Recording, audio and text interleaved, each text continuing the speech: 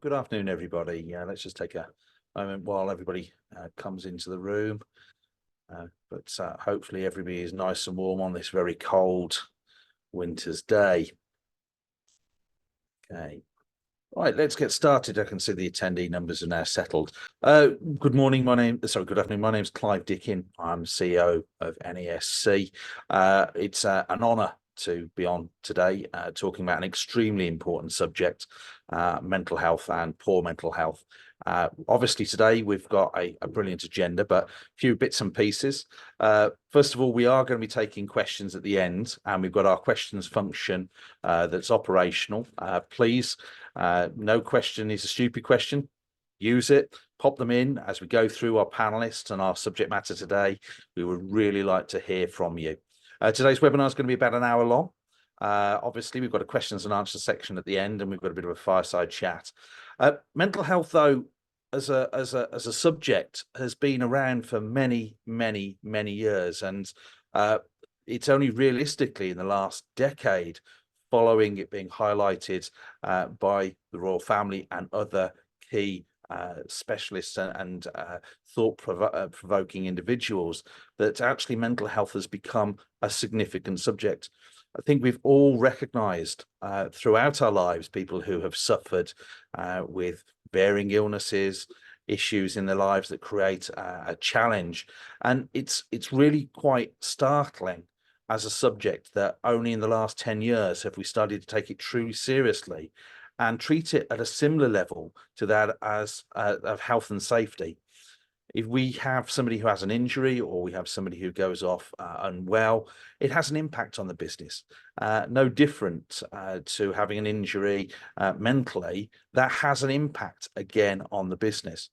In my former life, I was National Director for the Air Ambulances and saw on many occasions the tragic impact of poor mental health and the realities of what can actually happen.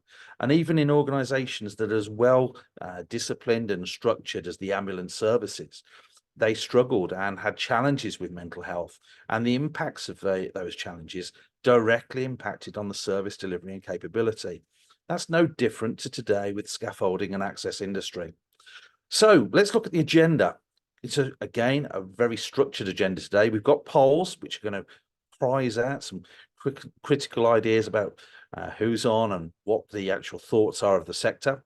Equally, we've got some great panelists, and if we could have the panelists slide come up, please, where we're going to actually take not only the thoughts and views of actual scaffolding and access contracting businesses and that have witnessed and seen the impacts of poor mental health on their businesses and themselves. We've also then got our technical expert, Steve Kenny, our head of technical, who's going to talk about the brilliant SG3823 launch, which is a guide on what our members can actually do to support mental health. And then we've got our practitioners, Andy Bishop from the Lighthouse Club, who is the founder of Man Gang, and Alex Clapp, who's the MD of Clarity, who is again a corporate wellness support organisation. Let's look at some statistics, though. I mean, it's easy to quantify and talk about mental health, but actually the reality is drawn out through and can be recognised by the statistics we see published by many organisations. It's the biggest killer in construction. Gosh, that is a damning and quite frightening statistic, and one which actually, if we look back at the varying fantastic things that the scaffolding and access sector has introduced in improving health and safety over the past 20 decades, borne out through our health and safety report, we should now start recognising mental health in the same way. It's the biggest killer of the under 50s in the general population. So it goes far beyond also the statistics that you see on the slide today. Equally, it's not just within the workplace, it is commonplace at home and in the street and with friends. So some of the things today we will talk about bear out, yes, statistically, but actually are far broader across the life. So let's turn now to work, and let's do our first poll.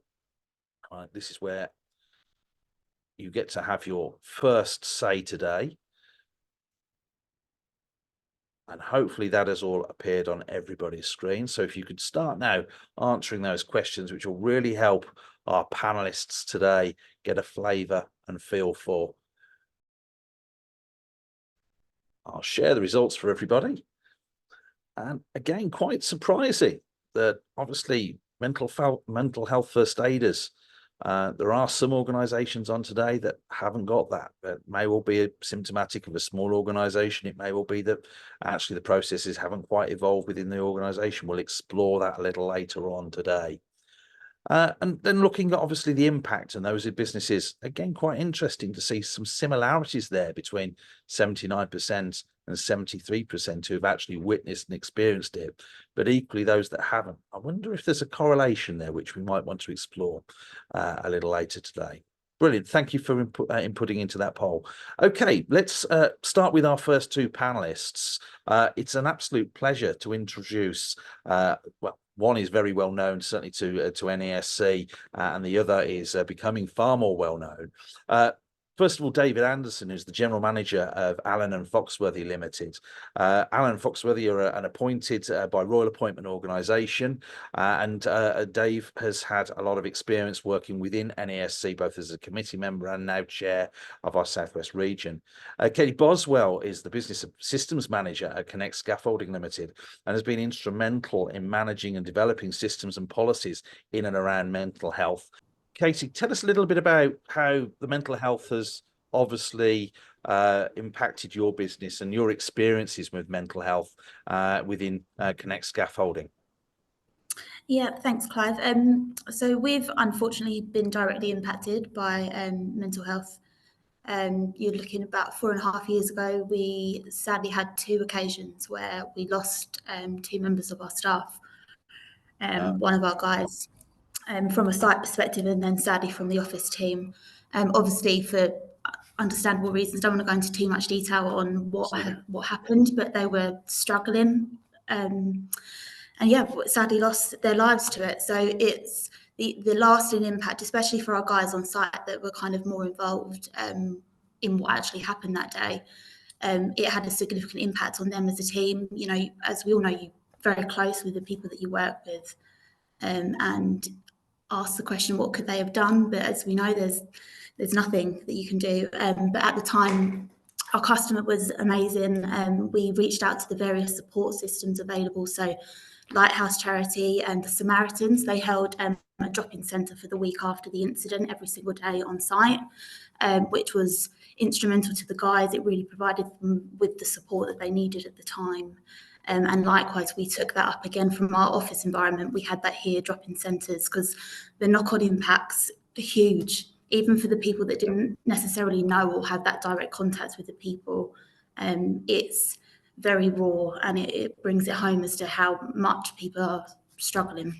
Yeah, Katie, that thank you for sharing, and so heartfelt when you actually hear the true impact on you, the business, and the organisation. Dave, can you for our viewers now touch on obviously your experiences within your organisation and what happened at Allen Foxworthy? Yes, like Katie, we had 2 suicides in one a couple of years ago, and one very quite recently, just before Christmas. One was a consequence of a whilst driving a company vehicle, an RTA, with paralysis after a long journey of rehabilitation. The fellow decided that enough was enough. And then the one just recently was kind of a what I would consider a he said she said on site, but it ended up being a kind of a disciplinary from that site, and a subsequent suspension. And then after the discussion that was held and the support was shown, you know, we were showing support to that operative. He decided to go away and take his own life, literally an hour and a half after we had this conversation. Now that was very, very gutting and hard and heartfelt, and it was upsetting because it literally was 2 hours after we had the phone call from the police to suggest it, and everyone felt obviously guilty because we didn't know what was going on behind the scenes in this particular lad's private life, and so naturally the management that were there to actually have the original discussion it was just that emptiness and what could you have done. In Katie's answer was we'd say we couldn't have done anything, but on reflection they had a job to do and they did it to the best of their ability, and they showed support initially, but the actual consequence of it was so hard to take, and ongoing to the lads on that particular job, they were absolutely distraught. They were in pieces. They one of them actually, when we got into him, he went and had the conversations with the Lighthouse and took up their sort of counselling scenarios that they do, which is wonderful. So that helped that. And that going on, we have just got to improve our awareness with all our staff, all our members, and also their families, because if we can encourage them to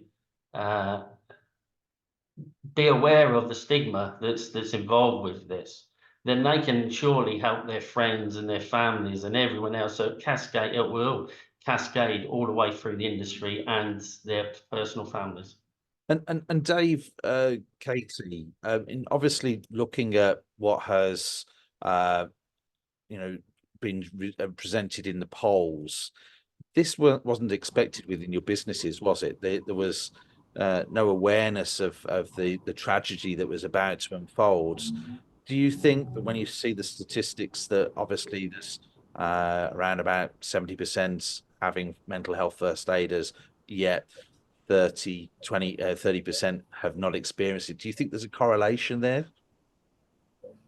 I think what you said was key, Clive.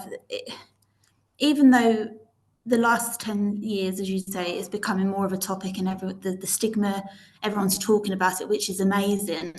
I think sometimes when you are directly impacted, it drums it home even more. So maybe, as Dave said, you look at what can we do now?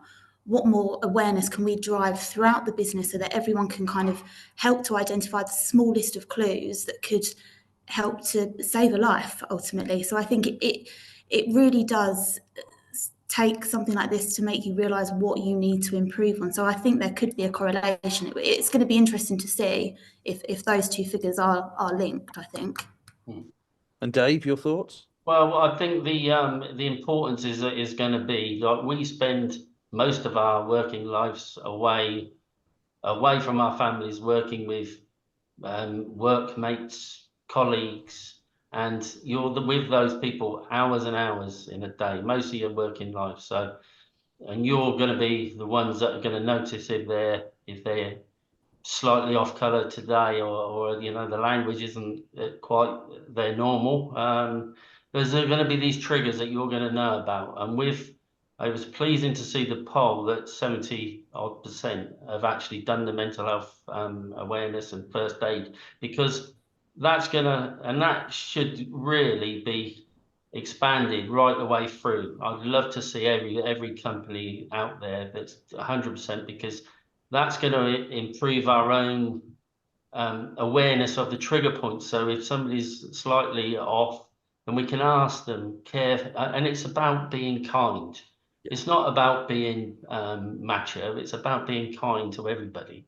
Now that's one of my do's always. Now, if you can do that and show some kindness to start with and empathy to whatever it may be, then I think naturally we'll improve or save lives. That's what it's all about, is saving lives. Absolutely. Just turning to, I mean, obviously you both articulated the immediate after effects of those tragic incidents, which were horrific.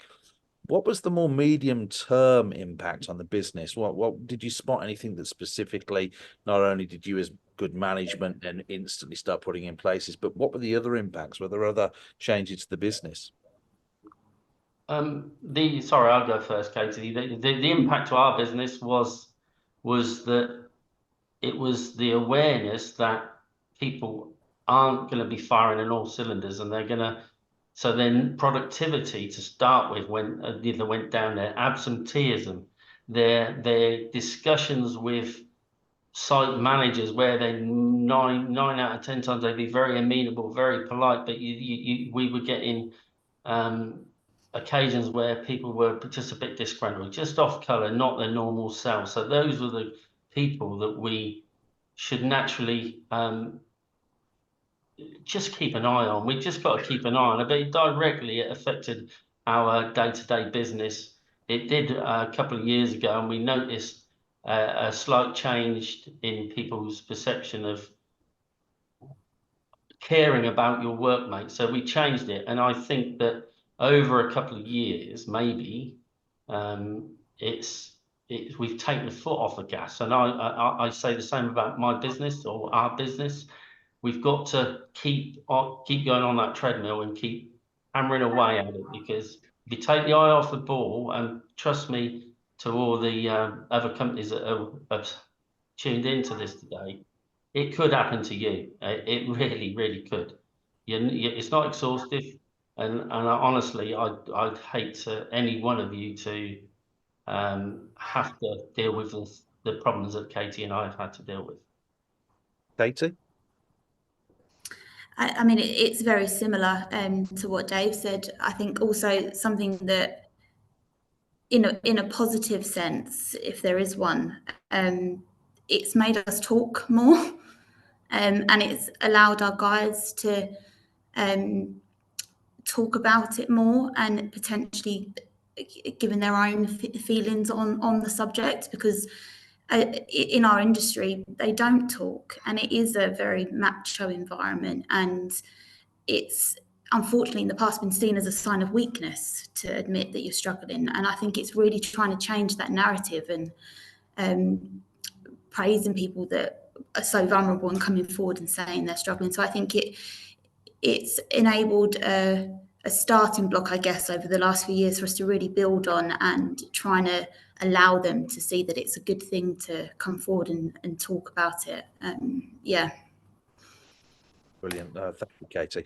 And I think just on behalf of NASC and everybody on today, a huge thank you to both of you for just highlighting these two heartfelt, tragic cases.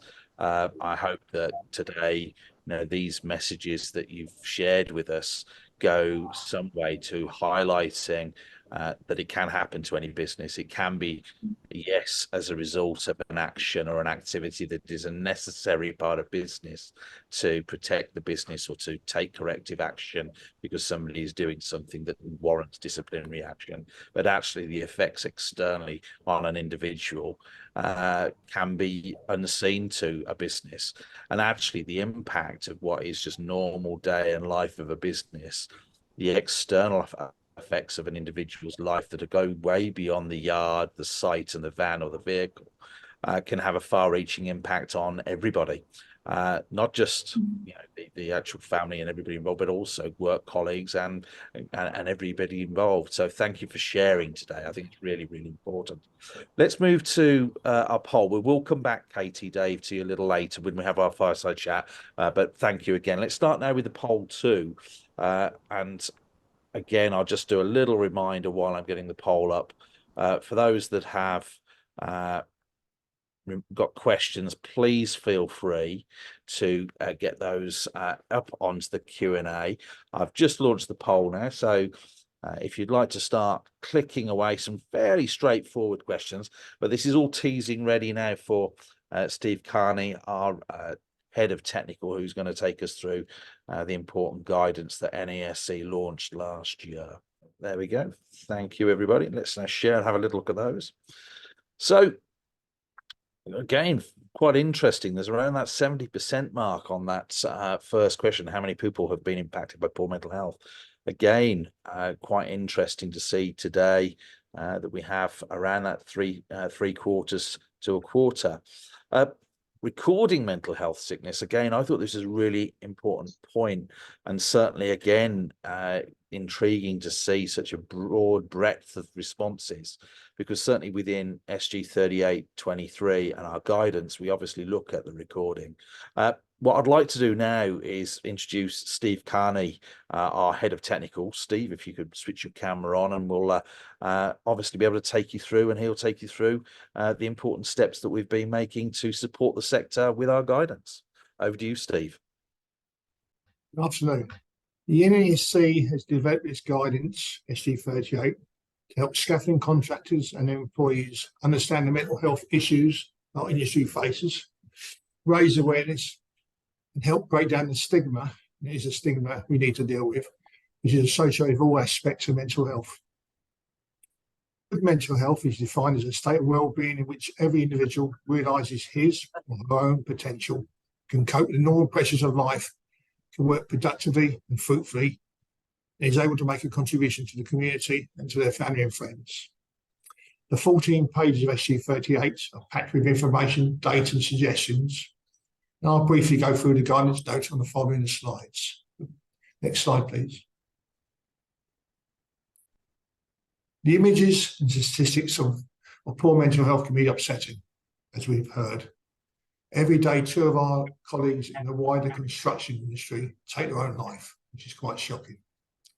It's also vitally important that employees are not unduly alarmed. All employees must deal with pressure that can lead to stress as part of their daily life. With the right work environment, the right help and support, we can help employees deal with pressure so it does not lead to stress, anxiety, depression, and sadly, suicidal thoughts and actions. By putting in place measures to support employees at work, you reduce the risk of poor mental health and you ensure your organisation maintains high-performing teams who thrive at work. A company's stress risk assessment, company policies will start the ball rolling. We could also consider mental health first training, we saw this earlier, and running a campaign to be at the forefront of change. Next slide, please. We also need to destigmatise mental health, making it acceptable to talk about. As everyone has mental health, and everyone from time to time will struggle and will need help and support from family and friends, the company, and possibly wider than that. SG 38 encourages open conversations about mental health. Sessions you may want to consider is create a culture within the organisation where employees feel comfortable and safe to speak up when struggling. Training employees to identify trigger points and changes in behaviour, as David was saying before and earlier. Ask colleagues if they're okay. Consider using mental health campaigns such as the Ask Twice campaign to get everyone to open up and discuss mental health. Next slide, please. The NASC Health and Safety Committee and the Working Party have written and issued this guidance to help get the tools to understand what can trigger poor mental health, as well as to alert you to the changes in emotions and behaviours when someone is struggling. There can be personal life changes or changes at work, and both can severely impact the individual. As part of the Working Party, the Committee and the NASC, we recommend the scaffolding contractors follow the guidance and contact some of the mental health organisations listed in the reference section when needed for additional support. Next slide, please. Running campaigns, talking to employees and encouraging employees to talk will help reduce the risk of poor mental health. Hopefully, anyone struggling will talk to you, a colleague, or mental health first aider. Once you've opened up a dialogue with your employer about their mental health, the priority is to develop possible steps to address the issues that they're struggling with. And we recommend several ways in which you can help employees. The guidance also includes a comprehensive reference section to signpost further guidance and organisations that can support you and your colleagues, as well as your employers and workers. Thanks for listening. Thanks, Steve. Again, really poignant, helpful advice, and SG38 is available on our website for members. It's free of charge. If you've got any technical questions, please get in touch with us at the inquiries email address, again found on our website, and we'll be glad to help. And of course, if there are any observations around the guidance, Steve, I'm sure we'd agree, we'd welcome to hear from the membership about their experiences and what we can improve the document. So again, this is an ever evolving document, isn't it, Steve? We review them at least annually. We do them every 5 years. This one here was last issued in 2019, but obviously because of the impact on mental health, we've decided to bring that forward and issue it last in 2023. Thank you, Steve. Okay, let's move to our next poll. Again, this is now really moving to the advice and guidance that we've expected. Sorry, let me just press the right button. Okay, and let's get those fingers clicking again. This is now looking at obviously the tools that we can deploy and starting to think about actually the opportunities an organization has to actually consider some of the things that would help poor mental health, identifying it and putting some of the tools in. So if we start clicking away, we've got a few questions on this one, so we'll take a little bit longer. And just picking up on one of the questions while everybody's looking at the poll that was put into the Q&A, we will be making the presentation available. Recording will be available of today's webinar. And of course, the results also of the polls will be included as well in that webinar. So let me share the results because there's some quite interesting conclusions here. So does your workplace have a mental health plan and risk assessment? Interesting to see that some are unsure. Again, you know, the having RAMs and having varying other standard health and safety practices, it's again something that's quite important to make sure health and safety is featured. Again, around about third though, sitting external to obviously having that. Our managers encouraged to look for changes in emotional behaviour. Now that's a really positive outcome, and again, I think indicative of the journey, but we've still got some though, 12% who are saying, yeah, they're not, and perhaps that stigma is still sitting there. Again, open conversation about mental health encouraged, very big positive, fantastic. Moving further down though, contacts for an emergency, again, positive, but actually does your workplace run communications? I think that is really quite interesting. And showing again around about a 30% difference. I think it would be nice now to just introduce our next two panelists, Alex Clapp and Andy Bishop. Alex Clapp's the MD of Claretree, who's obviously running a wonderful business that is supporting corporate well-being across a range of different organisations. Andy Bishop is founder of Man Gang and also representative of the Lighthouse Charity, which is an extremely well-known organisation. Gents, are any of these results surprising you, Alex, Andy? Hi guys, sorry. I think the unsure part and the no part on the first question really did surprise me. I think that stands out to me. That if people are unsure whether there's you know, the mental health plan and risk assessment in place, that's something that definitely, you know, I would think needs addressing. We need to make people aware of what's available and, you know, the tools and resource that is available to everybody across all businesses effectively. As practitioners working within the mental health arena and supporting businesses, could you just give a quick overview, Alex, Andy, about what your organisations do? And then we'll talk a little bit about some of the challenges you think that management within the scaffolding and access industry is actually facing in the near future. Starting with yourself, Andy. I wear a number of hats in relation to what we're talking about today. So the hat I'm wearing today is the one belonging to the Lighthouse Construction Industry Charity, who I'm really chuffed to hear mentioned already a number of times on this webinar as avenues of support. The other hat that I wear, and you've mentioned it already, is that I'm the founder of a men's mental health peer support group based in the South, and one that hasn't been mentioned, I'm a health and safety consultant and trainer. So I've been involved in the construction industry for quite some time, and yeah, there are a lot of changes I think that we need to be made within the provision of mental health first aid, and lots of policy upgrades and stuff. So yeah, the Lighthouse charity, as we said earlier on, that's the main one I'm representing today. And yeah, 24/7 support.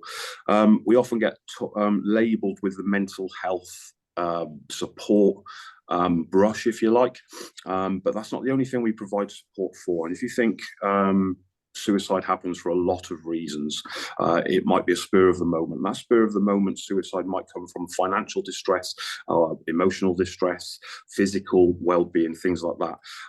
So we provide support for all of those things, and we try and stop that ripple extending across the pond, stop people getting onto that bridge, because obviously we believe in prevention being way better than rescuing somebody at a crisis point. Thanks, Andy. And you touched on obviously what you think management and some of the challenges we're seeing with inside poor mental health. We'll come on to that in a moment. But Alex, can you extend and just talk a little bit about Claretree and what sort of thing? Yeah, of course. Yeah, so effectively, I personally lost 90% of the sight in my left eye about 5 years ago, and I was from an era that you didn't talk about anything, and effectively that, you know, you kept everything to yourself, and I ended up becoming an alcoholic. So I was an out-and-out alcoholic. I am out the other side. I'm in recovery, and because of the journey I've been through personally, I have set up Clarity, wanting to help other people, wanting to put my head above the parapet and actually say it's okay not to be okay. And I feel like I'm in a good place, having sort of been to that place of, you know, being totally candid. I reached the place where I didn't personally care if I lived or died, and that is a very, you know, powerful place to get to. So what I've done is I've tried to take all of the experiences, all of the lessons. I've brought other people in. We've got one of our co-directors is a major in the army who's been through and had PTSD, comes out the other side. So we're all about using our personal struggles to try and basically put our heads above the parapet, show people it's okay to be vulnerable, and actually talk about our own stories to try and, you know, encourage other people. Alex, sorry, go on. Yeah, no, Alex, I mean, both you and Andy are doing amazing things within the scaffolding and access industry. And, you know, it's interesting to see the support that you're providing. If there was, and this is a question for both of you, if there was one critical thing for the delegates today that they should take away that you're seeing that the sector's not doing, what would those be? And Andy, you raised this as you were answering your one question, so we'll start with yourself. Yeah, so the biggest thing I think is we approach mental health first aid and the provision of mental health well-being the same way as we provide physical first aid, but we don't. So can you imagine? I'm going to make a big reference here, and a big kind of reference to to scaffolding and to first aid kits. The first aid kit is on site, and it's a legal requirement to have a first aid kit to deal with physical injuries. Because we've got that in place, does that mean that we can do away with our guardrails, our type A guardrails around the leading edge of something, and put all your scaffolders out of business? Is that the way it's going? But a lot of people tend to look at mental health. Yeah, I've got a mental health first aider. That's all I need to do. Mental health first aid is all about crisis point. Mental health first aiders, when they're trained themselves, they are fully aware that the extra part of their mission is raising awareness, is having those conversations, is having a conversation with Alex, for example, and saying, look, Alex, tell us about what you went through. Tell us about how you got through that storm, and now you're sailing that plain sailing. That's what it's all about. We've got to smash this stigma, and we've got to have the mental health first aiders in exactly the right place where the people are struggling. Andy, thank you. Alex. Yeah, I think my biggest thing is the stigma, the stigma still that it's beginning to change. It's beginning to slowly change. But, I think back to the era I grew up in, and, as a guy, I got taught that I had to be okay. I had to do everything. I had to suck it up. I had to get on with it. I wasn't allowed to talk about my emotions. If I'm honest, I don't actually recall ever being asked about my emotions when I was a child. It wasn't something that happened in those days, and or for me, it wasn't personally. So, and I'm a great believer in that change has to come from the top. Change has to come from the top. And as a business owner myself, I try to lead from the top and set the example. And that's the only way that we're going to make the big changes, I believe, to get rid of the stigma, to allow people to realise it's okay not to be okay. And that's one of our big USPs, that we don't try and tell people what to do, but we'll educate, we'll give them some guidance, we'll give them some things to think about that, they can do in a different fashion. And certainly one tool doesn't fit everybody. So yeah, I would say that's the biggest thing I would like to see change. And both of you, if there's one top tip that you would give as practitioners that are working in mental health to scaffolding and access contracting businesses, what would they be? Starting with yourself, Alex. Yeah, I think mine would be to always ask not why what somebody's done. It's almost like to look at it as to why they're doing it. Okay, is that normal? If they've just shouted at somebody else, is that a completely, out of character? And it's sort of why, if somebody's late 3 days in a row, somebody would look and go, well, they've been late, and it's maybe take them to the side and say, can we just ask, is everything okay? And it could transpire. We never know what is going on with anybody else or what is going on in anybody else's head. And reaching out and asking those questions in a caring or, an inquisitive way to begin with, we never know what the answer we're going to get is. Absolutely. Andy, your thoughts? Yeah, I'm going to follow on exactly from what Alex has just said, but I'm just going to change it a little bit. So one of the other hats as well that I wear is I'm a military veteran, and I used to look for bombs and stuff on search tours. We used to have a saying that saved my life on a number of occasions. That's absence of the normal, presence of the abnormal. Now in my civilian life, do it in my mental health first aider role, in my loving people role, I use that phrase on a daily basis. So I'm picking up on Alex saying about, somebody's late 3 days in a row. What if that person's early 3 days in a row? If he's not normally early, there could be something going on at home. It's knowing your people. If that person is carrying themselves differently, if that person isn't going to the sports, maybe if they're away for a week and normally they would have a pint of lager with their dinner in the Premier Inn or whatever, maybe if they're going on to, I don't know, 3 or 4 pints washed down with vodka, it's absence of the normal, presence of the abnormal can be an absolute lifesaver. No, that's very, very sage words from you both. Thank you both. And we're going to now obviously turn to our question and answer session. I've got a few questions that have come in. Thank you, Isaac. We'll come back to that in a moment. But please do pop in questions. And actually, Dave, I can see you've got your hand up. Is that because you've got a question for our own panel, or is that? Well, actually, it was to Andy. Has he had any posture training himself? Because it was evident that one of the operatives that we had, and bearing in mind he must be very, very good, he had sunglasses on, and Andy went to that site and actually said, "Are you okay?" And the scaffolder said, "Yeah, I'm all right." And he actually went back and said, "Are you sure?" And for some reason, he noticed this guy's sort of negative. It wasn't a discounting posture. It was something that he noticed. And since then, this is the fellow I spoke about earlier that's been and had some counselling because he had some anxiety issues, confidence issues, and so forth. And And through Andy just randomly spotting him on site, and it was a blazing hot day.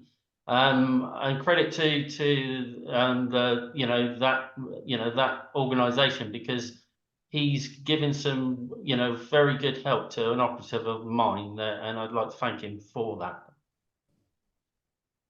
that. No, I think good question. Any observations, Alex? I think what I would say is, if you think about professional athletes train every single day.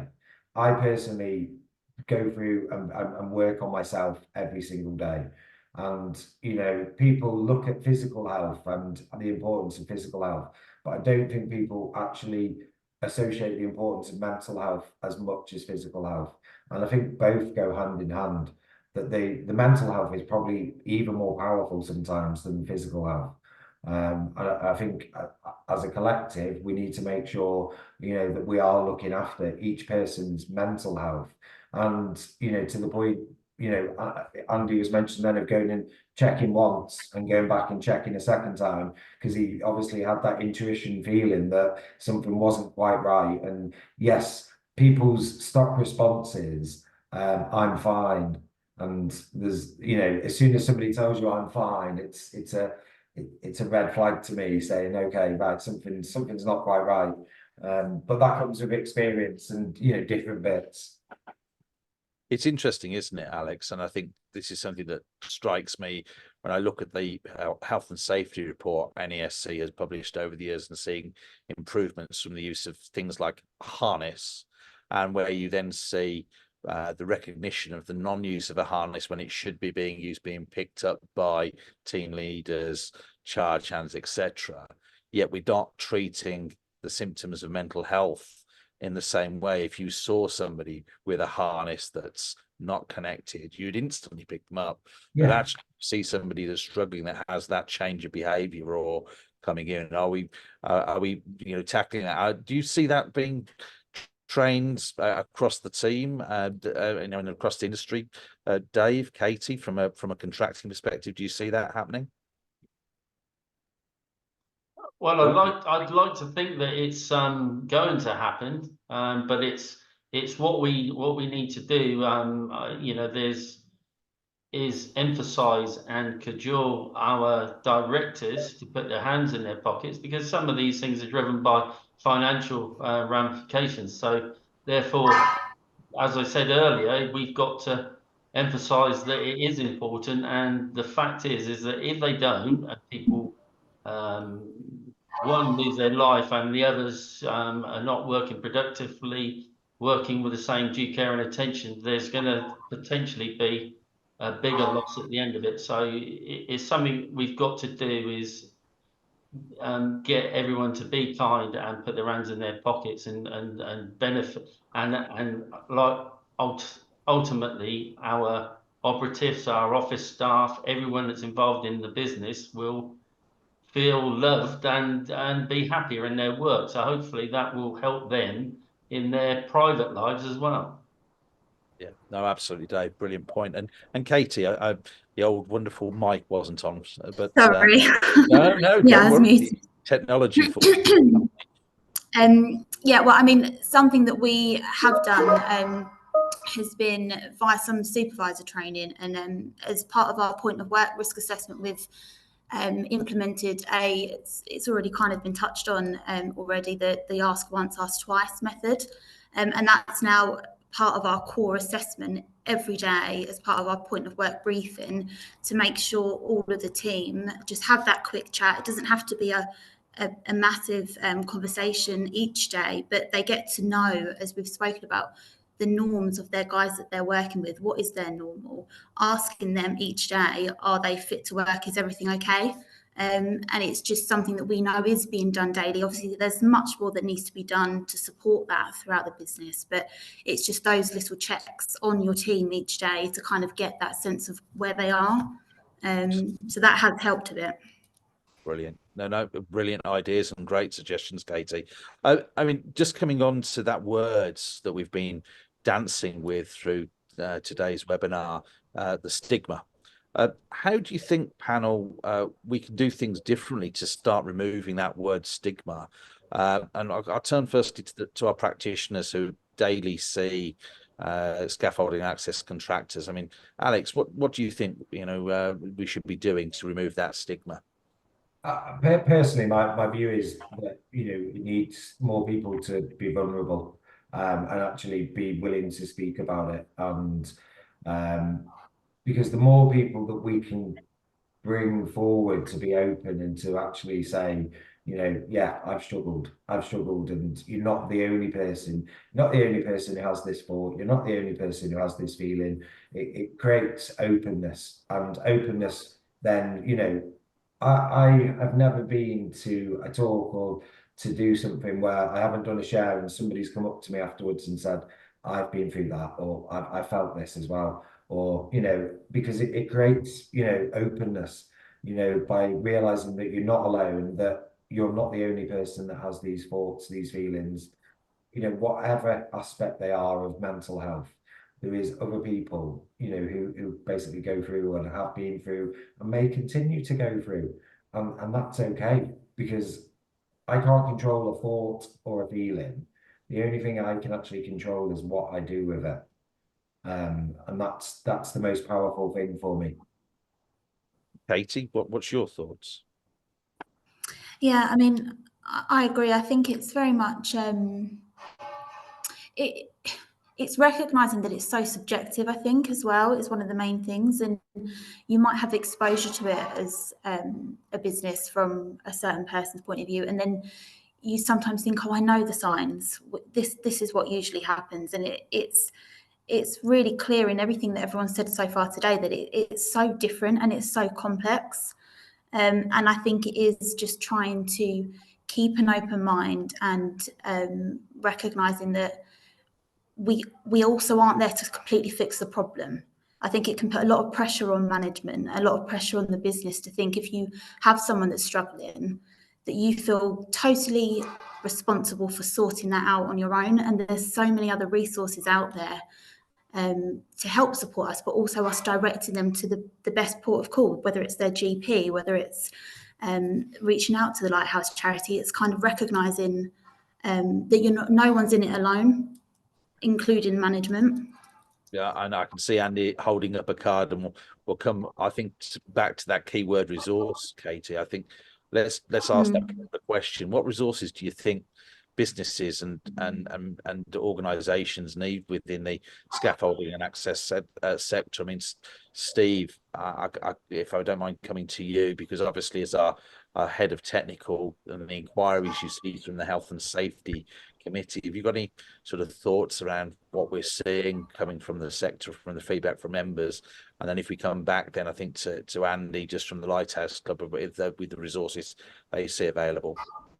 Yeah, so we often point people in the direction of Construction Lighthouse and the organisation reference in SG 38. I think it's vitally important that you don't try to do it on your own. The previous company I was involved with had mental health first aiders, had an EAP program, which is an employee assistance program, with access to counselling and so on. So very useful. I think, like you said before, you're not on your own. There's a much wider group there. And just to finish with, I think Alex said earlier about the importance of being driven from the top. There was an article in Construction News about 2018, I think it was. Former NASC President Des Moore talked about his own personal struggles. I mean, when he was about 26, a contract supervisor, in fact, he couldn't get out of bed. Then he encouraged everybody to think about his own experiences and to seek help from others, not just try to do it within yourself. That's brilliant, Steve. Andy, do you want to just touch on, the sorts of resources from Lighthouse Club? And I mean, I'm aware from meeting Bill the passion of certainly the emergency intervention, which I think is a really useful tool, which is external to any employer or organisation. So I think it's best to start off with the mission of the Lighthouse Construction Industry Charity, and that is that no construction worker or their family should ever be alone in a crisis. And this is absolutely true. There is no problem that we cannot solve. We work in engineering, but we're solving problems all day, every day, and that's no different with the charity. Washing machine breaks down, we can replace it, and that's stopping that kind of ripple. So some of that support and move away from we're predominantly mental health, well-being, and emotional distress charity. We can assist with financial issues, financial well-being. We can assist with financial planning. We can assist with retirement planning. So we're all about education and preparation for the future. We can assist with physical well-being, and that can be anything. So if a AN operative, a scaffolder falls and breaks his ankle, for example, playing football on a Saturday or sponsored five-a-side, it doesn't matter how the accident's happened, we can support. And that support will look like putting food in that person's belly, a roof over their head, keeping them warm, keeping the power on, and keeping that person going. As we said, prevention is obviously better than the cure. Education is absolutely key. And it's really interesting about, Alex mentioned earlier on, looking after your physical health, looking after your mental health. If you think about a mental illness and how the chemicals or the chemical imbalance that we've often talked about, where are all those chemicals created? They're created in the gut. We look after that, we'll look after this. So it's a massive, everything's binding together. And I just want to hark back to what Dave said as well about being kind. Everything that the Lighthouse Construction Industry Charity is done from a place of kindness, and it is done from a place of support. There's no judgment. There's definitely no stigma. That stigma does not exist within our organisation, and we will never judge anybody, no matter how they have found themselves in that situation. Andy, brilliant, thank you. Okay, we've got some good questions which we've got on our Q&A, so I'm just going to read these out, and panel, just free flow, please, on response. As part of the most company inductions, we ask new employees to report on conditions that might affect their ability to perform certain tasks safely. Are there any recommendations on what to add to an induction without creating that stigma? Thoughts?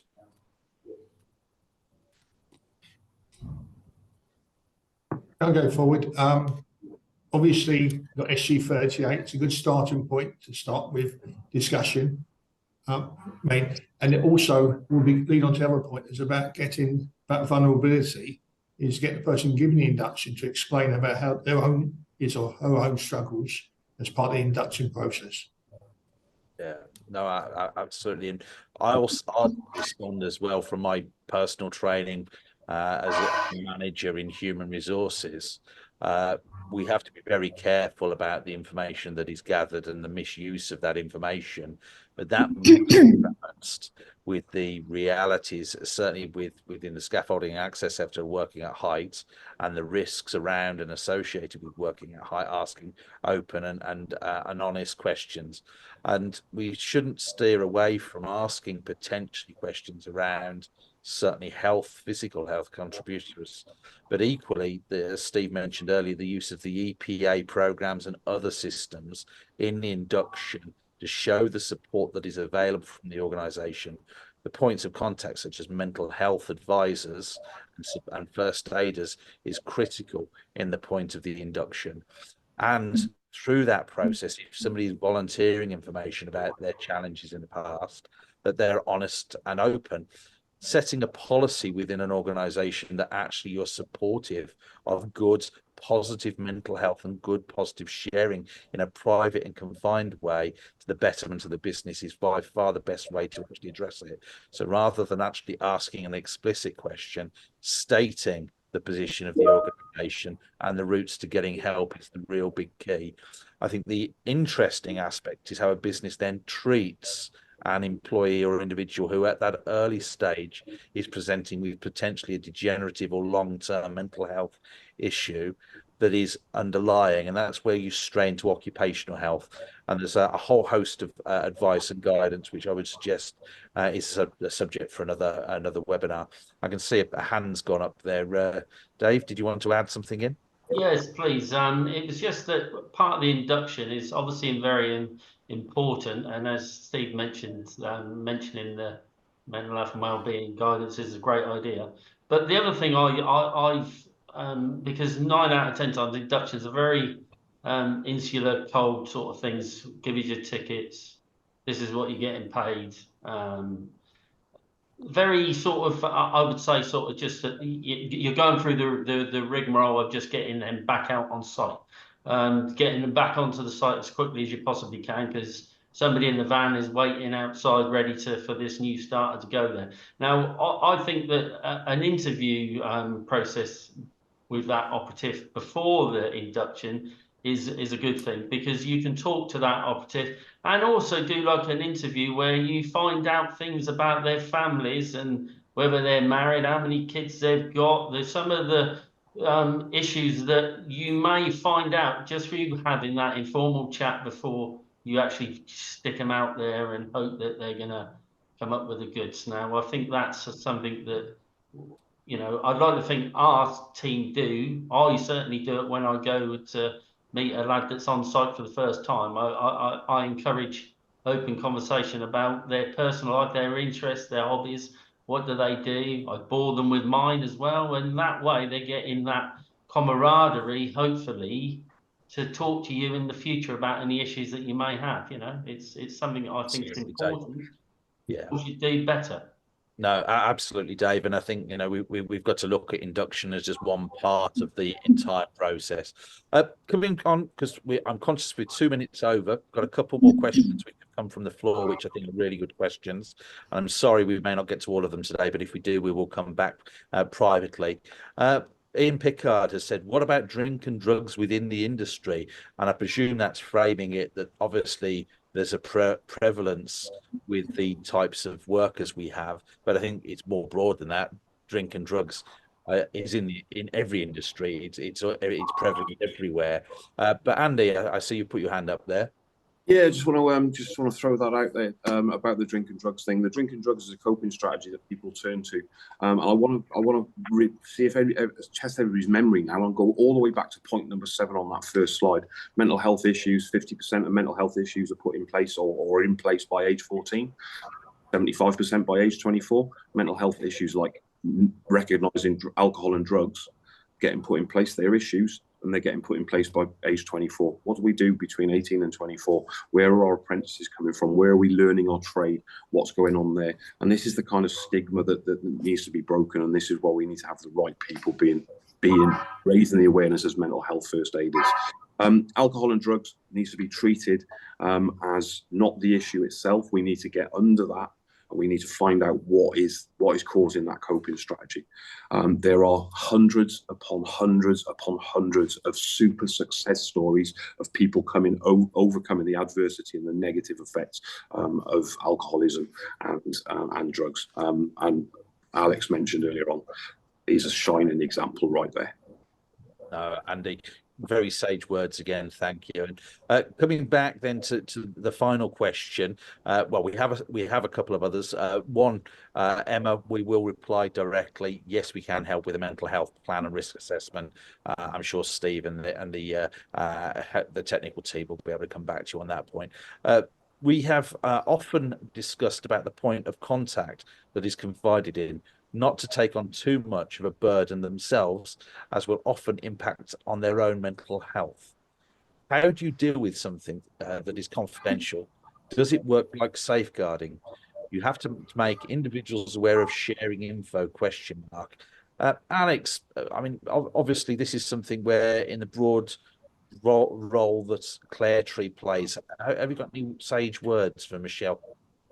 Yeah, I think it's individual, isn't it? It's individual, and you know, as soon as you become aware that somebody's, you know, dealing with something a bit more, you know, heavyweight, then you need to make sure that you have some support in place for them, because ultimately, if we are, or if we're dealing with, you know, some heavy sessions or some heavy, you know, information or heavy situations, then we need to get rid of that as well. We need to have a safe place to go to be able to basically, you know, share and basically diminish, you know, those feelings, those thoughts around it. So I think it's about having a tiered approach, you know, that as and when something becomes, you know, a second tier or a third tier, effectively would be my advice. Yeah.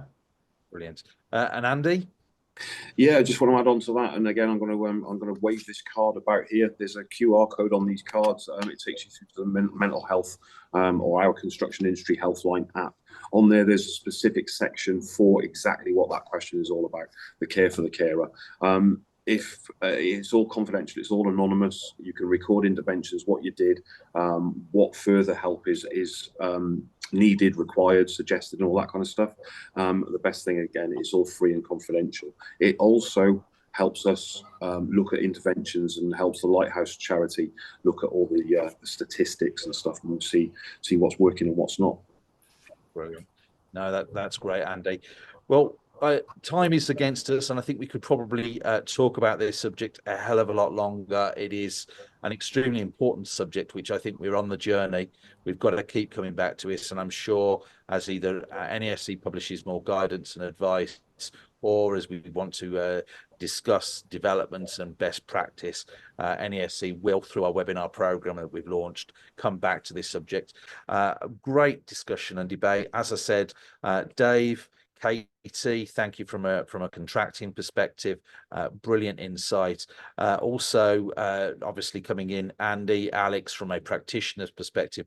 Thank you for your time, and of course, Steve, for all the hard work within the committee. And a thank you to Alan and the committee for the production of SG 3823 and the ongoing work you'll be doing.